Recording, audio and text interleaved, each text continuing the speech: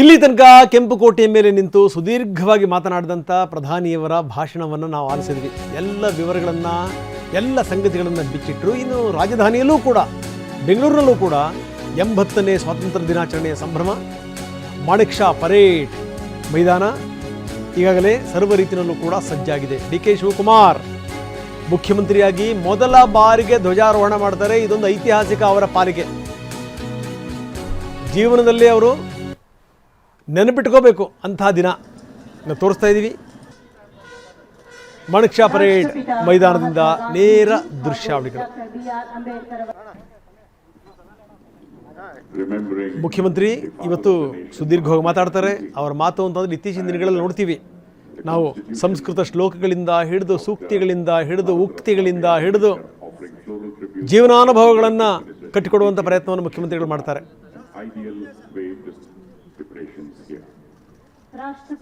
Manik Shah parade ಮೈದಾನದಿಂದ ನೇರ ದೃಶ್ಯಾವಳಿಗಳನ್ನು ನಾವು ನೋಡ್ತಾ ಇದ್ದೀವಿ. 80ನೇ ಸ್ವಾತಂತ್ರ್ಯೋತ್ಸವ, ದೇಶದ ಪ್ರಧಾನಿಯ ಭಾಷಣವನ್ನು ಕೇಳಿದ್ವಿ. ಈಗ ರಾಜ್ಯದ ಮುಖ್ಯಮಂತ್ರಿಯ ಭಾಷಣವನ್ನು ಕೇಳುವಂಥ ಸಮಯ. ಅದರಲ್ಲೂ ಡಿ ಕೆ ಶಿವಕುಮಾರ್ ಅವರಿಗೆ ಇದು ಮೊದಲ ಬಾರಿ ಇಂಥ ಒಂದು ಗೌರವ ಸಿಕ್ಕಿರೋದು ಸಾಮಾನ್ಯ ಸಂಗತಿನಾ?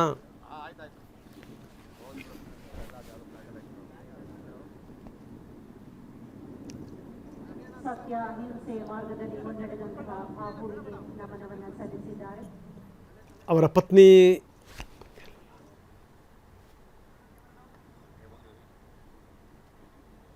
ಅವರ ಫ್ಯಾಮಿಲಿಯವರು ಎಲ್ಲರೂ ಕೂಡ ಇದಕ್ಕೆ ಸಾಕ್ಷಿಯಾಗಿದ್ದಾರೆ. ಜೊತೆಗೆ ರಾಜ್ಯದ CS ಶಾಲಿನಿ ರಜನೀಶ್ ಅವರು ಇದೆಲ್ಲದರ ನೇತೃತ್ವವನ್ನು ಅವರೇ ವಹಿಸಿರೋದು. ಪ್ರತಿಯೊಂದೂ ಕೂಡ ಎಲ್ಲ ವ್ಯವಸ್ಥೆಗಳನ್ನು ಅವರು ಮಾಡಿರೋದು.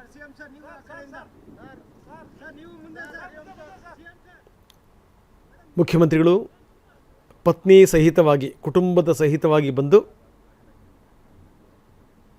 ಕಾರ್ಯಕ್ರಮದಲ್ಲಿ ಪಾಲ್ಗೊಂಡಿದ್ದಾರೆ. ಮೊದಲ ಬಾರಿ ಧ್ವಜಾರೋಹಣ ರಾಜ್ಯದ ಮುಖ್ಯಮಂತ್ರಿಯಾಗಿ. ಅದೆಷ್ಟು ದಿನದ ಕನಸು, ಕನವರಿಕೆ. ಏನು ಸಾಮಾನ್ಯ ಸಂಗತಿನಾ? ರಾಜ್ಯದ ಮುಖ್ಯಸ್ಥನಾಗಿ,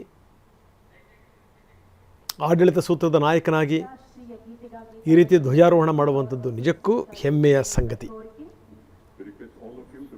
ನಾವು ತೋರಿಸ್ತಾ ಇದ್ದೀವಿ ಮಾಣಿಕ್ ಷಾ ಪರೇಡ್ ಮೈದಾನದಿಂದ ನೇರ ದೃಶ್ಯಾವಳಿಗಳು.